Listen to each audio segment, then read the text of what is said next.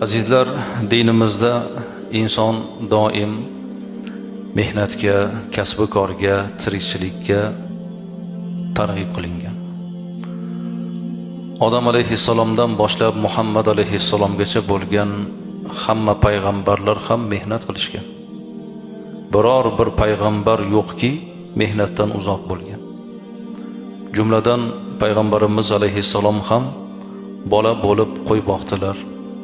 Yigit bo'lib tijoriy ishni qildilar.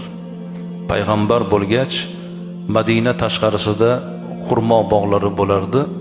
O'sha bog'dan keladigan daromad bilan tirikchiliklarni amalga oshirardilar. Hazrati Abu Bakr, hammalari Hazrati Umar, ulug' ashob hammalari mehnatni tepasida bo'lishgan. Hazrati Umarning odatlari, bir odam bilan tanishsalar, birinchi ismini so'rardilar. Ikkinchi so'rovlari nima mehnat qilasizlar ekanlar. O'zlari aytardilarki, menga bir odamni tanishtirishadi. U odamning ko'rinishi, ismi hamma tomonlama ma'qul keladi. Keyin men uni mehnati, nima kasb hunar qilishligi haqida so'rayman. Agar uni bekorchiligini, tamballigini bilib qolsam, mening huzurimda uning e'tibori pasayadi degan ekanlar. Mehnatkash odamni yaxshi ko'rar ekanlar. Bu zotning odatlari kechasida xalqni kuzatib, ko'chalarni aylanib yurardilar.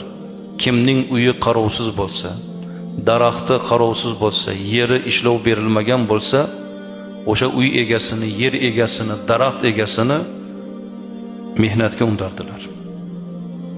Chunki azizlar, Alloh taolo bashariyatni rizqini mehnat orqali topishni buyuradi. Payg'ambarimiz alayhissalom ham hattoki o'z oilalarini mehnat bilan tebratganlar. Sahobalar Rasulullohni to'ldirib tashlashardi. Lekin shunday bo'lsa-da, Hazrati Umar, ulug' ashob hammalari, Rasulullohdan ta'lim ko'rgan ulug' ashob, ularni hammalari mehnatkash bo'lishgan.